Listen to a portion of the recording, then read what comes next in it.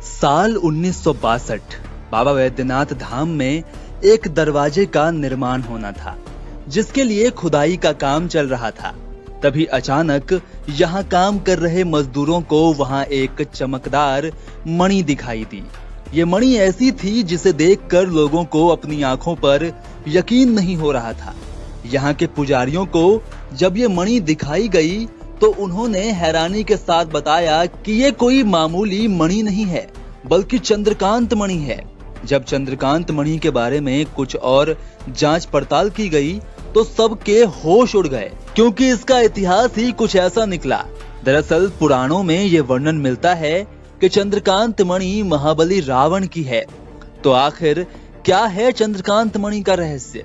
आखिर कैसे ये बाबा वैद्यनाथ मंदिर पहुंच गई और आखिर क्यों सब लोग इसे देखकर इतना डरे हुए थे?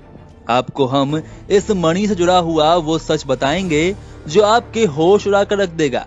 दोस्तों, भारत के प्रसिद्ध तीर्थ स्थलों में झारखंड के देवघर का बाबा वैद्यनाथ धाम हिंदुओं के लिए अत्यंत महत्वपूर्ण है।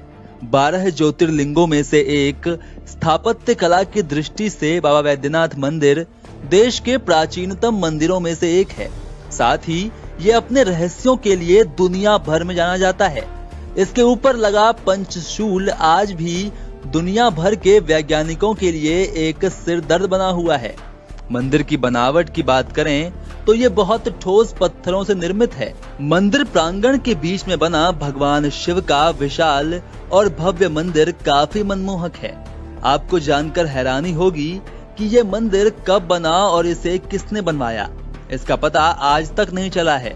पर पौराणिक कहानियों में ये साफ साफ वर्णित है कि इसका निर्माण स्वयं भगवान विश्वकर्मा ने किया था।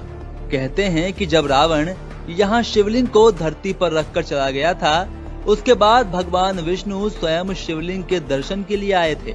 कहा जाता है कि जब साल 1962 में सरकार की ओर से इस मंदिर में एक और दरवाजा बनाने के लिए खुदाई का काम चल रहा था, उसी वक्त खुदाई कर रहे मजदूरों को एक चमकती हुई दिव्य मणि दिखाई दी थी।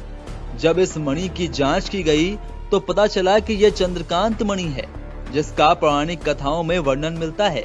जैसे ही चंद्रकांत मणि मिली, वहीं तुरंत दरवाजा बनाने का काम रोक दिया गया। पंडितों ने बताया कि एक ऐसी ही चंद्रकांत मणि देवी लक्ष्मी के मंदिर में भी स्थापित है। मान्यता है कि लाखों साल पहले लंका के राजा रावण ने ये मणि अपने भाई कुबेर से छीनकर यहाँ पर लगाई थी। मंदिर के पुजारियों का कहना है कि मंदिर के गर्भगृह के ऊपर चतुर्कोण के आकार का 8 पंखुड़ियों वाला कमल बना हुआ है। उसके बीचों बीच एक चमकता हुआ लाल रंग का एक लघु खंड है। उसी लघु खंड में चंद्रकांत मणि को लगाया गया है। आपको ये सुनकर हैरानी होगी कि रात के समय की जाने वाली पूजा में शिवलिंग पर चंदन का लेप किया जाता है, उसके ऊपर रात भर चंद्रकांत मणि से बूंदें टपकती रहती हैं। यही कारण है कि सुबह इस चंदन को लेने के लिए भक्तों की भारी भीड़ लगती है।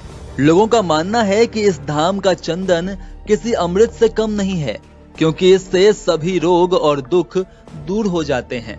हालांकि उस मणि से गिरते हुए जल को अब तक देखा नहीं जा सकता, क्योंकि इस बारे में कुछ प्रत्यक्षदर्शी कहते हैं कि पहले जो जल की बूंदों को गिरते हुए सबने खुली आंखों से देखा था, लेकिन जब उसे छूने के लिए शिवलिंग के ऊपर हाथ रखा तो बूंदें नहीं गिरी। तब से लोगों ने इसकी जांच पड़ताल करना ही बंद कर दिया, ये मानकर कि चमत्कार पर शक करने से भगवान नाराज हो जाएंगे।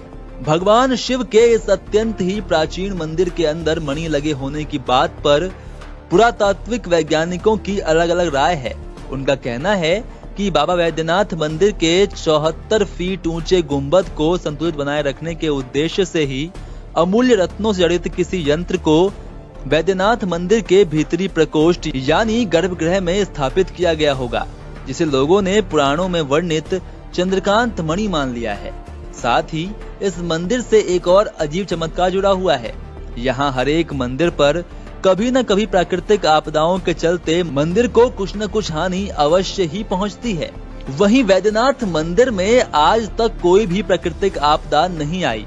आपको जानकर हैरानी होगी कि इस मंदिर में एक ऐसी चीज प्राचीन काल से ही लगी हुई है जिसके कारण इस मंदिर पर कोई आंच भी नहीं आ सकती है। वहीं मंदिर के शीर्ष पर लगे पंचशूल को लेकर माना जाता है कि इसी पंचशूल के कारण मंदिर पर आज तक किसी प्राकृतिक आपदा का असर नहीं हुआ और जब तक पंचशूल है तब तक नहीं होगा। दोस्तों, आप इन बातों को कैसे देखते हैं कमेंट में जरूर बताएं। साथ ही वीडियो को लाइक और शेयर करना बिल्कुल ना भूलें।